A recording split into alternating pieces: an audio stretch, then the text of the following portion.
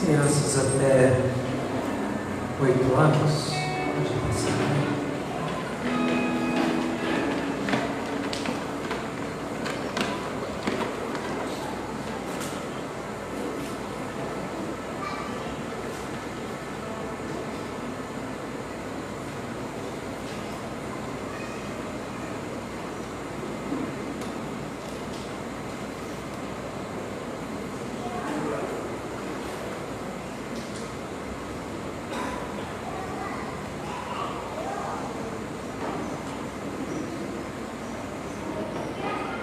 Mateus capítulo 13.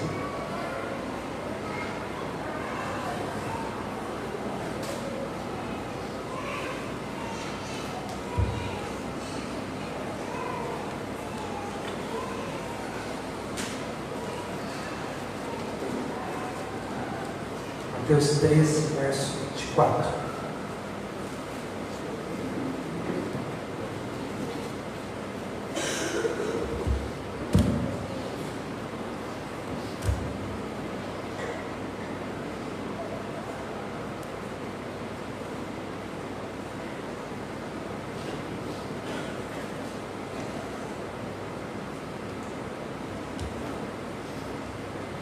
Todos se encontraram? Esse é o texto da palavra do Senhor. Mateus 13, 24. Outra parábola lhes propôs, dizendo: o reino dos céus é semelhante a um homem que semeou boa semente no campo. Mas enquanto os homens dormiam, veio o inimigo deles, semeou joio no meio do trigo e retirou-se. Quando a erva cresceu, produziu fruto, apareceu também o joio. Então, vindo os servos do dono da casa, lhe disseram: Senhor, não semeaste boa semente no teu campo? De onde, pois, vem o joio? Ele, porém, lhe respondeu: o inimigo fez isso. Mas os servos lhe perguntaram: queres que vamos e arranquemos o joio? Não, replicou ele, para que ao separar o joio, não arranqueis também com ele o trigo. Deixai-os crescer junto até a colheita, e no tempo da colheita direi aos ceifeiros: ajuntai primeiro o joio, atai os feixes para ser queimado, mas o trigo recolhei-o no meu celeiro. Senhor, nós, essa noite, Pai, estamos em Tua presença, Senhor. Um momento bom, maravilhoso, que o Senhor nos traz a paz, Senhor, nessa noite. Nós cantamos a Ti, Senhor, nós adoramos a Ti. Cantamos que o Senhor é santo, que o Senhor é perfeito e poderoso. E como o Senhor é perfeito, e não há coração duro para o Senhor, que nessa noite a Tua palavra faça conforme lhe apraz, Senhor, e ache guarida em cada coração contrito e quebrantado. Assim, ó Deus, como dia o Teu servo, o apóstolo Paulo, no abrir da minha boca, Senhor, seja me dada a palavra para fazer notório o ministério do Evangelho. Fale conosco, Senhor. Nos despeça nessa noite, Pai, alimentados, recarregados, prontos para mais uma semana. Em nome de Jesus. Amém. Pode sentar. Há uma frase de um poeta romano chamado Cícero. Em latim se diz "o tempora, o mores", que traduzindo significa que tempos os nossos e que costumes. Quando nós olhamos para a realidade da igreja como um todo, não só a Presbiteriana Renovada, mas a igreja de modo geral, não é difícil perceber que nós estamos passando por uma crise moral, ética, crise de valores, e isso é demonstrado na escola, é demonstrado no trabalho, é demonstrado na política, é demonstrado em todos os setores da sociedade. Está claro, está estampado. E nós percebemos que, infelizmente, até mesmo os setores da igreja, daqueles que deveriam ser a diferença, daqueles que deveriam ser o modelo, daqueles que deveriam ser a referência ou a guarda da moral da sociedade, também não tem feito muita coisa. Não é difícil você encontrar um político que se diz cristão sendo condenado, seja ele cristão católico, seja ele cristão evangélico, protestante. E aí a pergunta que eu faço: em que nós estamos diferindo? Em que nós estamos mudando? Onde é que nós estamos sendo sal da terra e luz do mundo? A percepção que nós temos é que o nosso sal perdeu o sabor, não salga mais, não tempera, não tem mais graça. A impressão que eu tenho é que a nossa luz, ela está ofuscada, ela quase não mais clareia. Parece que quando nós chegamos no ambiente, nós quase que nos igualamos e ficamos na escuridão das trevas.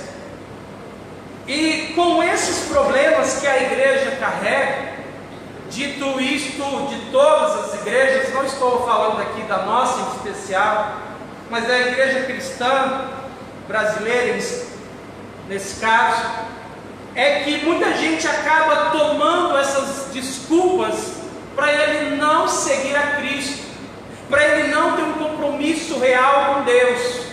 Desta forma, as pessoas se utilizam destes argumentos e falam o seguinte: olha, eu queria ir para a igreja, mas eu não vou para a igreja porque lá na sua igreja tem isso, lá na sua igreja tem aquilo, tem gente que dá um nó, tem gente que faz coisa errada, tem gente que faz isso, que faz aquilo. Eu não vou, não quero saber disso. Contanto, ela acaba se desculpando e ela tenta fugir daquilo que é a vontade de Deus. E também a gente percebe que pessoas falam assim: eu não vou na igreja porque na igreja tem muito hipócrita. E aí nós falamos: olha, pode vir porque sempre tem lugar para mais um.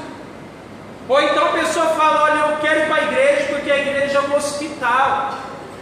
Essa talvez seja a figura melhor para nós representarmos a igreja. Talvez aqui nessa noite, espiritualmente falando, fazendo analogia de saúde do corpo humano, talvez você esteja aí com uma gripezinha espiritual, né? Mas o outro talvez esteja com um câncer espiritual em estágio terminal. Mas resumindo as coisas, no final das contas, todos nós temos alguma área da nossa vida para nos tratarmos. Resumindo, em alguma fase, em algum momento, há alguma característica, alguma reserva em nossa vida que precisa ser tocada, transformada e alterada. Então nós não podemos nos gabar de pensar que você já superou esse tipo de pecado, de dificuldade, quanto o outro ainda é dificuldade.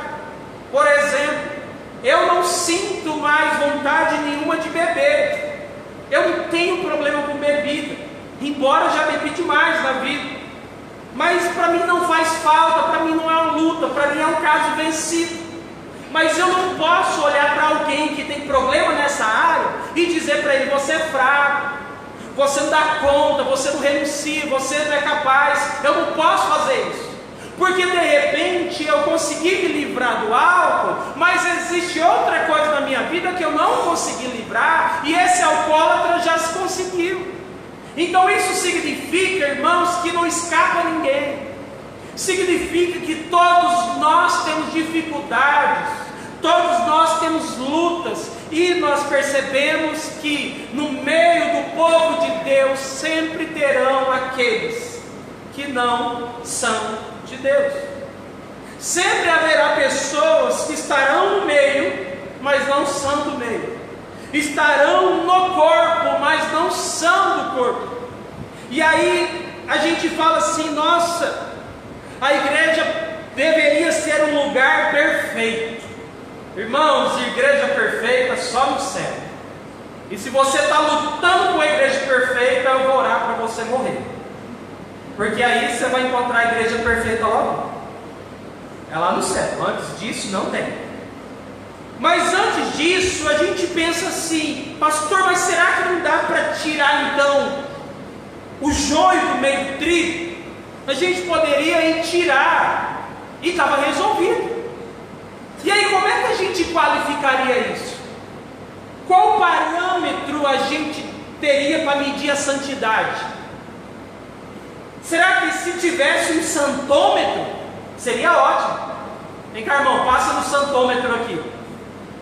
Quem tiver nota baixa, pode cair fora. A gente não sabe. E quem sabe de como você está e quem você é só Deus. E glória a Deus por isso, irmãos. Porque seria péssimo se nós soubéssemos o que passa no coração do outro. E Jesus, então, ele está fazendo uma parábola para representar um pouquinho o reino dele. E é interessante notar que Jesus usou muitas falas a respeito de semeadura. E o nosso estado, a nossa cidade é propício em falar disso, porque nós praticamente vivemos da agricultura. Quem é plantador aqui, como o irmão Volney, sabe como é os passos da plantação até que se colhe. Demora, prepara a terra, joga lá adubo, joga lá semente, calcário, sei lá. Eu não entendo não, tá, gente? Não sou agrônomo não, né? Aí espera chover, não tem que chover e tal. E aí vai, fica naquela angústia até que o fruto apareça. Leva tempo, dá trabalho, tem que ter cuidado. Tem que ter alguém para cuidar, para ver como é que está essa plantação, porque tem que tirar o fruto, o proveito final disso. E aí Jesus, quando ele está falando do seu reino, da sua casa, ele diz que o seu reino é semelhante a um campo, onde um homem veio e fez uma plantação. Não diz que plantação era, mas o homem veio e plantou naquele campo. E diz que ele plantou, o texto diz, semeou boa semente. O que o homem plantou naquele campo era algo bom. Mas diz que de noite, na calada da noite, na surdina, diz que vieram homens. Aí já está dizendo mais de um plural. Enquanto dormiam, diz que veio o inimigo dele. Enquanto os homens estavam dormindo, o inimigo dele semeou o joio no meio do trigo e retirou-se. Para tentar ficar mais fácil, para a gente entender aqui, quem é aí da agronomia aí, né, Luiz? Vou falar que o homem foi lá e jogou helicoverpa na soja. Tá bom? De bom tamanho? Não. Acho que é a pior praga, né, João Celão? É isso? Helicoverpa é um bichinho assim que acaba com a soja. O homem chegou quando estava dormindo, jogou o negócio e começou a detonar com a plantação, ou algum tipo de plantação que faz mal, no caso, para aquilo que foi semeado, e disse que aquilo cresceu junto. E aí você imagina agora na colheita, como é que vai fazer? Vai colher o quê? Vai tirar, a máquina vai passar, vai levar tudo junto. E aí chega o funcionário do patrão e fala: patrão, o senhor não sabe, a plantação está cheio de erva daninha, cheio de capim bravo, sei lá do que é que aparece no meio, vamos arrancar, ele disse. E aí o patrão disse: não, a gente não pode arrancar agora, porque se arrancar o joio, o trigo vai acabar vindo junto. Deixa-o crescer primeiro, Jesus disse. Direi aos ceifeiros: ajuntai primeiro o joio, atai-o em feixes, amarra ele para ser queimado, mas o trigo recolhei no meu celeiro. Essa passagem, Jesus tanto está relacionando o seu reino, quanto também predindo aqui ao futuro, em relação àquilo que vai acontecer lá no Apocalipse. Diz que o joio vai ser separado do trigo, e quem é joio vai ser lançado ao fogo, ou seja, ao inferno. Mas o trigo vai ser separado para a casa do Senhor.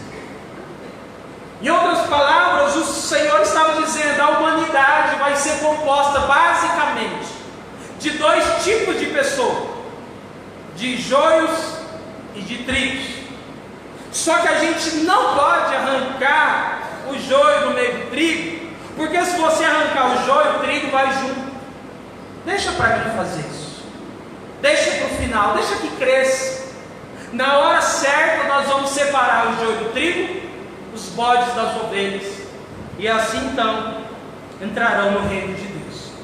E é sobre isso que eu quero ministrar nessa noite, sobre as semelhanças do joio e do trigo. Vamos repetir? 1, 2, 3. As semelhanças do joio e do trigo. Primeiro, irmãos, o joio é semeado quando ninguém está vendo. Verso 25 diz assim: mas enquanto os homens dormiam, veio o inimigo deles, semeou o joio no meio do trigo e retirou-se. Por que é que o inimigo não foi de dia? Por que é que esse inimigo não foi na hora que os trabalhadores estavam lá na plantação? Por que é que o inimigo não tentou eles na hora que estavam todo mundo reunido? O inimigo veio justamente na hora que estava vulnerável à semeadura, justamente na hora em que a plantação estava descoberta, justamente a hora que não tinha cuidado, na hora que não tinha ninguém vigiando. Se o inimigo aparece para semear o joio, na hora que estavam todos trabalhando, certamente eles iam pegar esse inimigo. Mas o inimigo, irmãos, ele é astuto, ele é sorrateiro, ele é sagaz, e ele sabe como agir na minha e na sua vida. E aí o inimigo, irmãos, ele nunca vai chegar no momento que você estiver bem, no momento que você estiver firme, no momento em que você estiver constante, no momento que você estiver intenso, no momento que você estiver vigilante. O inimigo vai vir justamente o contrário, na hora que você não está vigiando, na hora que você não está firme, na hora que você não está atento. O inimigo, ele vem para semear, irmãos, a discórdia, a desgraça, a tragédia, ou as coisas ruins. E é por isso que nós temos que tomar cuidado e estar vigiando nossa vida em todo o tempo. Quando nós estamos nem aí, quando nós estamos levando nossa vida relaxadamente, o inimigo, irmãos, está aproveitando para semear joio no reino de Deus e atrapalhar o crescimento do trigo. Quando ele estava dormindo, o inimigo chegou. Jesus conta outra parábola de alguém que estava dormindo. Mateus capítulo número 25, parábola das 10 virgens. Diz que haviam 10, 5 nécias e 5 loucas. E diz que as 5 loucas não estavam preparadas. Elas caíram no sono. Até que de repente gritaram: aí veio o noivo. Quando o noivo chegou, as que estavam dormindo não tiveram mais tempo de se levantar para se encontrar com o noivo. Após Paulo escreve aos Efésios capítulo de número 5 e diz: levanta tu que dormes. Não sei se você percebe, mas os momentos que nós estamos mais assim, é os momentos que nós mais vamos nos deparar com problemas seríssimos, porque nós não vigiamos. Enquanto a igreja dorme, irmãos, o inimigo trabalha. Enquanto a igreja dorme, enquanto nós estamos interessados apenas na nossa vida, o diabo está trabalhando e rindo da nossa cara. O mal é feito às escondidas. O inimigo é covarde. Então nós devemos vigiar, irmãos, para que na nossa vida espiritual não seja semeado joio, para que o joio não entre na tua casa, para que o joio não entre na vida dos teus filhos, no teu casamento. É necessário que eu e você diariamente estejamos vigiando para que a nossa casa não seja infestada do joio do diabo. A gente está tão despercebido, irmãos, que na nossa casa ela está entrando de tudo. Nossa criança assiste tudo, vê de tudo, fala de tudo, escuta de tudo, e nós estamos dormindo. E o inimigo está aproveitando para semear o jogo. O reino de Deus é assim, irmãos. O ladrão, tem ladrão que rouba de dia, né? Mas a especialidade do ladrão é que, olha, calada da noite, tudo quietinho, tranquilo e favorável, vamos roubar. E todo ladrão, quando ele vai dar entrevista, pergunta: por que você entrou naquela casa? O que o ladrão fala? Ninguém foi ladrão aqui, não? Ainda bem que não, né, irmãos? Glória a Deus, é só uma brincadeira. Mas todo mundo que roubou fala o seguinte: a gente sai para procurar o que tiver mais fácil. Passei, o portão estava escancarado. Passei, a chave do carro estava no contato. Passei, a bicicleta estava lá fora. Estava tudo aberto. Essa foi a mais fácil. E nós aproveitamos da oportunidade. O inimigo faz a mesma coisa. Ele chegou e viu que está tudo fácil. Aqui não tem oração, aqui não tem jejum, não tem comunhão, não tem vida com Deus. Aí ele fala: é aqui mesmo, vamos entrar. Vamos jogar joio, vamos semear.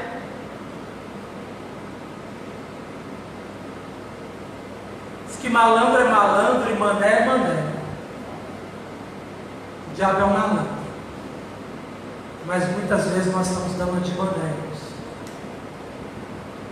O apóstolo Paulo, Efésios capítulo 6, verso número 10, ele diz: revestidos de toda a armadura de Deus. Para quê? Para que possais estar de quê? Firmes contra o quê? As astutas ciladas de quem? Do maligno. Aí ele vai citando toda a armadura, pensando numa arma, num vestimento de guerra de um general romano.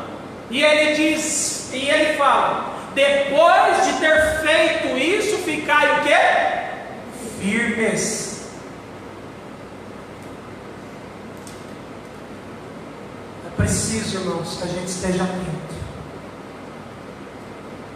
Jacaré que dorme no ponto vira bolsa de madame. Crente que dorme no ponto, irmãos, vira comida do diabo. O joio é semeado, irmãos, quando nós estamos desatentos, quando nós estamos despercebidos. Segundo, a semelhança do joio e do trigo, ambos crescem juntos. Olha o que diz o verso 26. E quando a erva cresceu, produziu fruto, apareceu também o joio. Olha que coisa curiosa. Joio também cresce, gente. Joio também ganha espaço. Joio também ganha visibilidade. O joio aparece inclusive quando o trigo está frutificando. E aí a coisa se torna ainda mais perigosa, porque às vezes a gente não consegue discernir. A igreja evangélica ora por revelação, por línguas estranhas, por visões, por dons carismáticos. Mas eu desconheço, eu não conheço. De repente tem aqui alguém que ora para discernimento de espírito. Discernimento de espírito. Apóstolo Paulo, se eu não falha a memória, capítulo 14 de Atos, está com Paulo e Barnabé, entrando na cidade, chegou uma mulher e falou: esses são homens de Deus, esses homens aí anunciam o caminho da salvação, pensam homens de Deus são esses dois. Paulo olha para a cara daquela menina e fala o quê? Sai dela, Satanás. Ué, pastor, mas ela não estava falando que Paulo e Barnabé eram de Deus? O diabo sabe quem é joio e quem é trigo, irmão. E a gente precisa ter discernimento, porque aquela moça estava falando de Deus, mas ela estava possessa de espírito até os cabelos. Aí o joio está crescendo, está fazendo sinais, está fazendo coisas que parecem com as coisas de trigo, e aí vendido, a gente não sabe o que é joio e o que é trigo. Joio cresce também, irmão. A gente tem que tomar cuidado. Maligno também faz crescer. O diabo tem poder, mas Jesus Cristo tem todo o poder. 1 carta aos Coríntios, o apóstolo Paulo diz que, se for preciso, irmãos, o diabo vai se transformar em anjo de luz. O próprio diabo ofereceu para Jesus Cristo, Filho de Deus, o seguinte: se prostrado me adorares, em Mateus 4, se prostrado me adorares, eu te darei o mundo. O diabo também faz crescer, irmão. Quem conhece um pouco aí do Espiritismo, sabe que essas coisas são reais, sabe que essas coisas são verdadeiras, mas eu e você, talvez não temos a capacidade de distinguir quem é quem. O joio aparece quando há a frutificação do trigo. Não se engane, o joio também cresce. Terceiro, o joio é semeado pelo inimigo para confundir. Verso 27 diz assim: então, vindo os servos do dono da casa, e disseram: Senhor, não semeaste boa semente no teu campo? De onde vem, pois, o joio? Ô chefe, eu estou preocupado. Ué, o que foi? O senhor não deu, não foi a semente e tal? Foi. Mas nós plantamos essa semente. Mas o que deu? Não, nasceu outro trem junto. O senhor não errou a semente, não? Não, errou não. Aí o patrão fala: não, foi vocês que plantaram errado. Não, foi o senhor que comprou a semente errada. Aí começa o que? Uma confusão. Esses homens estão perguntando: Senhor, peraí, mas não foi uma boa semente? Por que está nascendo um trem ruim no meio? Essa pergunta, irmãos, ela traz angústia ao nosso coração, porque você fala assim: gente, eu semeei coisa boa, eu plantei coisa boa, mas parece que junto vem um trem ruim. O que está acontecendo? Ó, pastor, eu estive orando, buscando, me consagrando, sendo fiel a Deus, a minha família, a minha esposa, mas no meio disso tudo cresceu um trem ruim no meio. O que é que está errado, pastor? O inimigo, querido, ele é especialista em trazer confusão, em vir jogar semente no meio do trigo para que haja discórdia, confusão, e aí ninguém se entende mais. Quando o diabo consegue, querido, jogar o joio no meio das boas sementes da casa de Deus, o resultado é confusão na terra. E aí nós precisamos fazer meia-culpa e reconhecer: mas não é da sua igreja, pastor? É, irmão, isso mesmo, é de lá.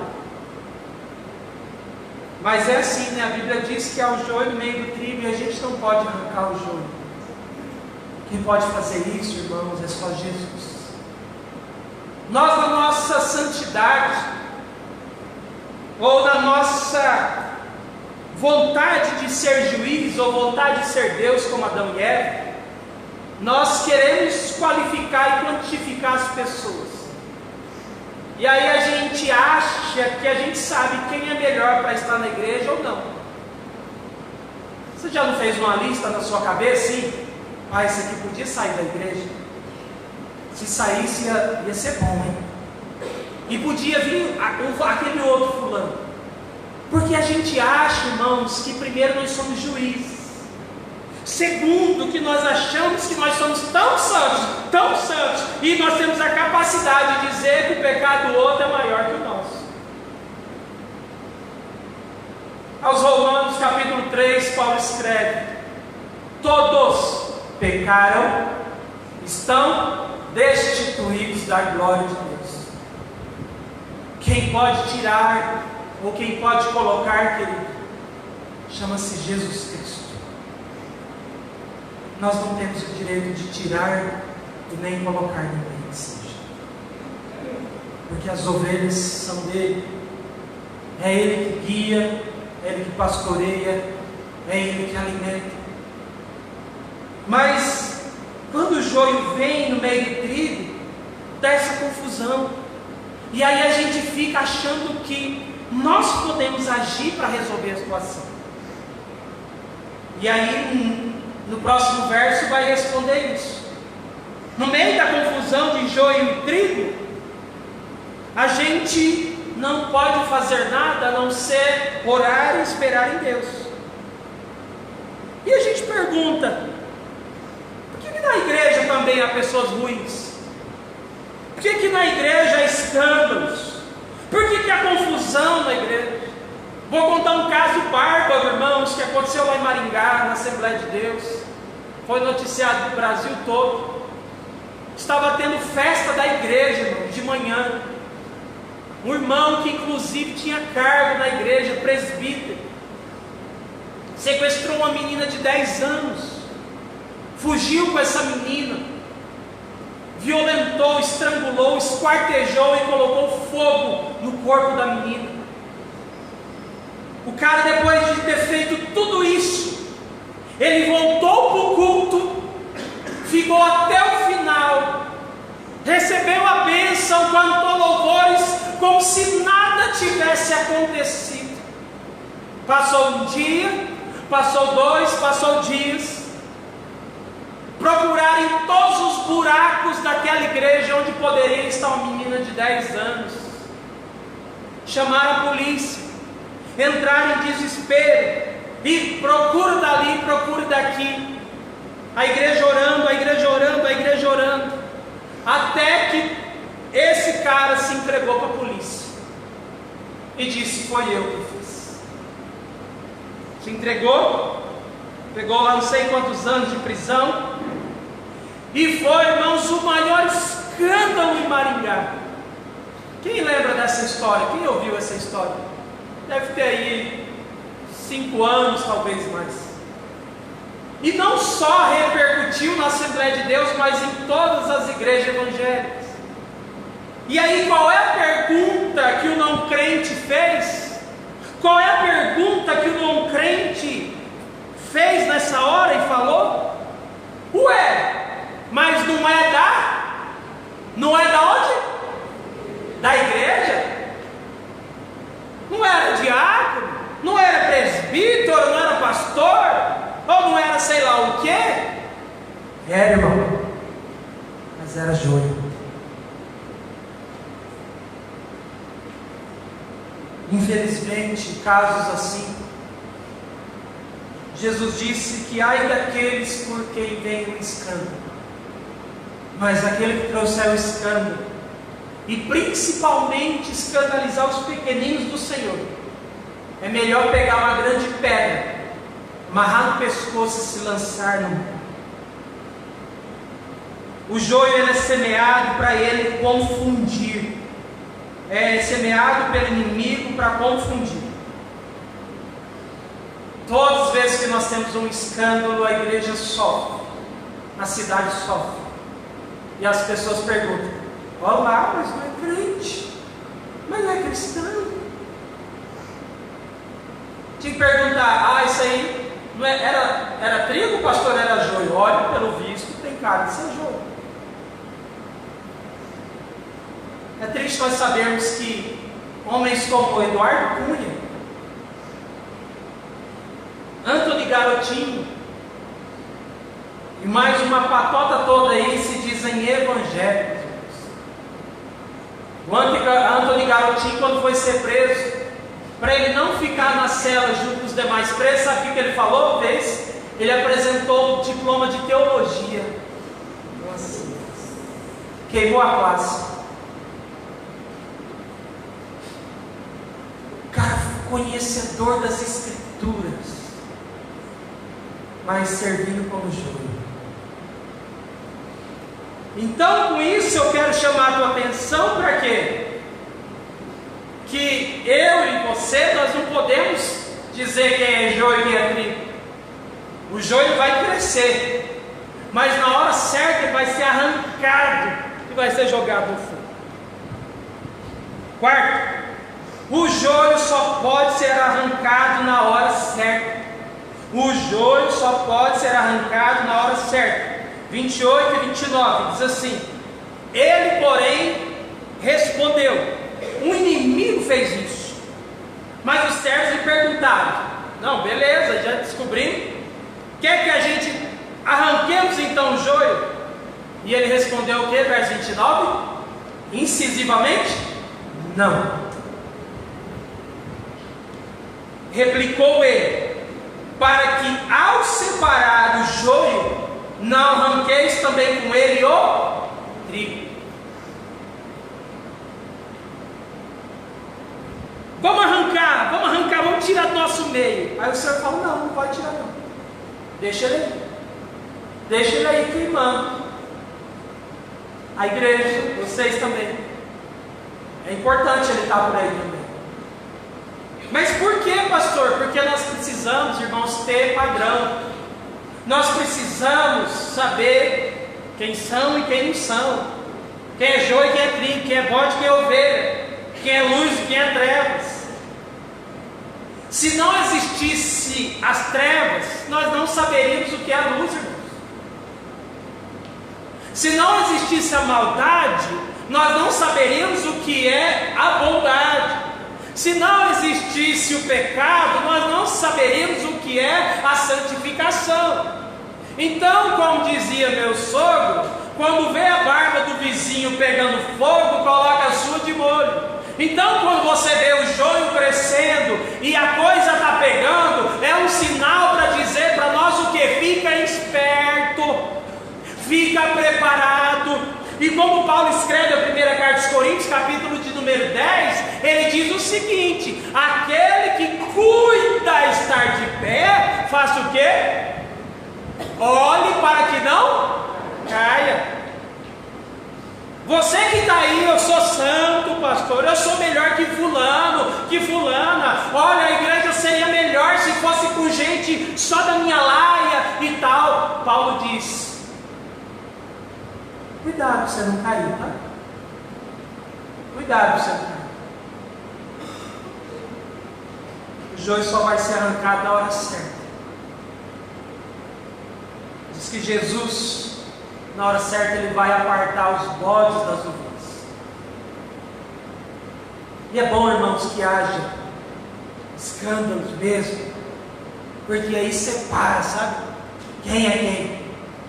E eu sempre falo isso, não é figura de linguagem, não, força de expressão. Mas, gente, seria uma coisa muito boa, gente, se a gente tivesse uma perseguição religiosa no Brasil. Seria um negócio muito bacana. Porque aí sim, irmão, nós iríamos saber quem era quem. Sabe onde a igreja mais cresce no mundo? Nos países onde tem perseguição religiosa. Os lugares onde mais o evangelho cresce é onde as pessoas estão pagando com a própria vida para servir a Deus. Aí sim, aí você tem crente mesmo. Aí você não tem mais ou menos, meia boca. Ou ele é ou ele não é. Porque se ele vacilar, ele morre. A ira de Deus, irmãos, vai chegar no seu limite. Diz que a taça da ira de Deus vai ser derramada. Então, ele vai separar o joio do trigo. Para finalizar, a semelhança do joio do trigo. Na colheita final, o joio é queimado e o trigo guardado. Mensagem escatológica de Jesus sobre os fins dos tempos. No final da colheita, o joio receberá o castigo eterno, mas o trigo vai ir para as mansões celestiais. O trigo vai estar no estoque de Deus. O trigo vai estar guardado pelo próprio Deus, mas o joio vai ser lançado fora e vai ser queimado. Quem foi como trigo, querido, receberá a recompensa eterna. Mas a pergunta que nós precisamos fazer para nós nessa noite: você tem agido e vivido como joio ou como trigo? As pessoas que te conhecem bem de perto, quando elas olham para você, elas veem você trigo? Ou elas veem você joio?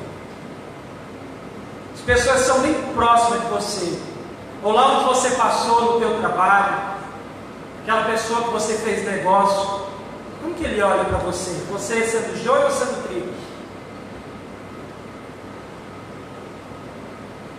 Quando alguém fala assim, você é crente? Eles falam, sou. O que será que as pessoas imaginam? Tem gente que fala assim, pastor, estou nem aí pelo que pensa de mim. Você deveria pensar, querido. Você deveria cair sim, sabe por quê? Porque a gente carrega na testa uma estrela chamada cristão.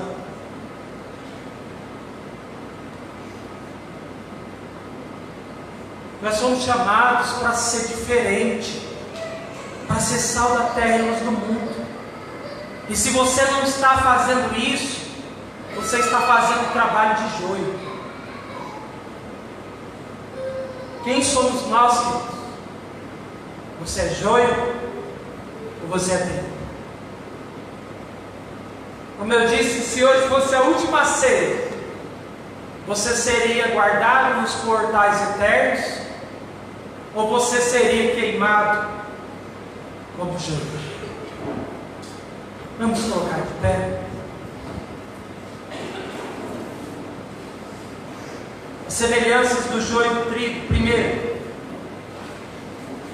o joio, querido, é semeado quando ninguém está vendo. Vigia, irmão. Vigia. Esteja alerta. Esteja de prontidão. Que o inimigo está esperando só uma brecha para ele jogar o joio. Lembre-se, irmãos, que joio cresce também, querido. Joio cresce. Joio ganha visibilidade também. O joio é semeado pelo inimigo para trazer confusão. Esse é o papel. Quando ele consegue confundir, bagunçar uma igreja, ele traz confusão.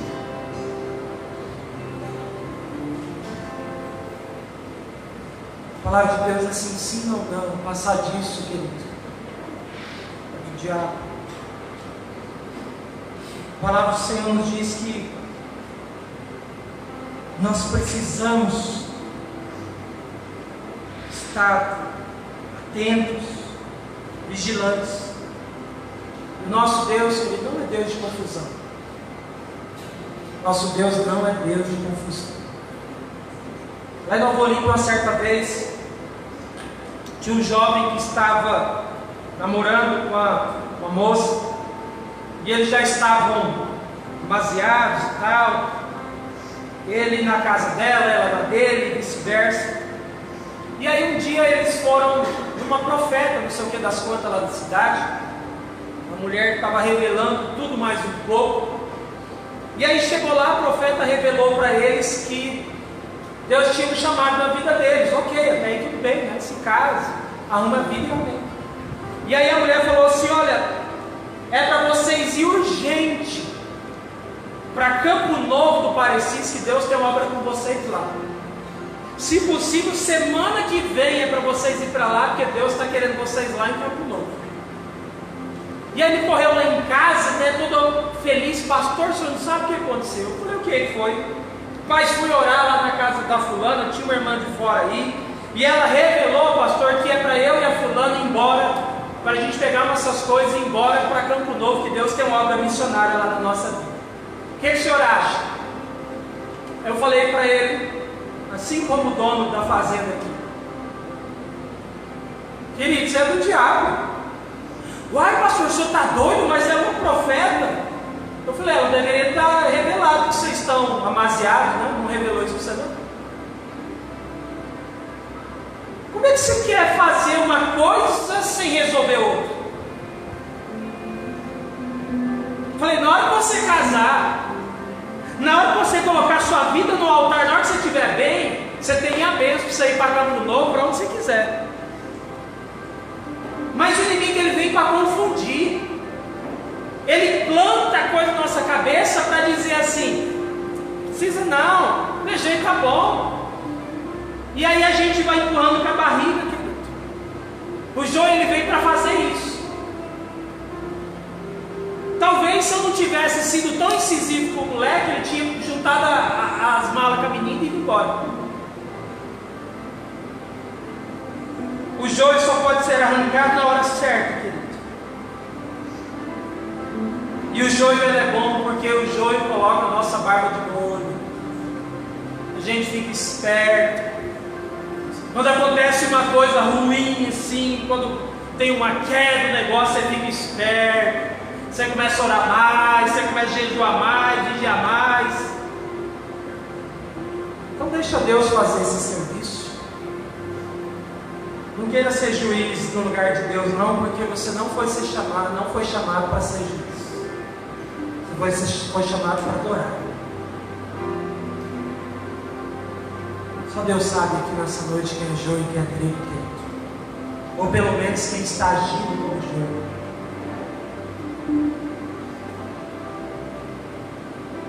Nós vamos crescer junto com o joio, junto com a erva daninha. Nós vamos passar por uma série de movimentos até que o fruto apareça. Sol, chuva, tantas coisas que é necessário para que a colheita chegue ao seu final. Tanta coisa eu e você vai ter que passar até que a gente alcance os portais eternos. Mas a recompensa é que da própria porta do céu, se assim tem a figura de linguagem que João diz: entrai benditos de meu Pai, para o lugar que eu tenho preparado desde a fundação do mundo. Lá nós seremos recebidos pelo próprio Senhor. Então vai valer a pena. Vai valer a pena. Vai valer a pena. Nós vamos louvar nesse momento. E você vai pensar nesse culto de hoje. Eu estou percebendo que está um tanto diferente. Que Deus preparou para falar comigo e para falar com você. Enquanto o ministério de louvor louva o Senhor na beleza da sua santidade, você vai falar com o Pai. Você vai abrir seu coração. Se for preciso fazer conselho, faça hoje. Fale com Deus.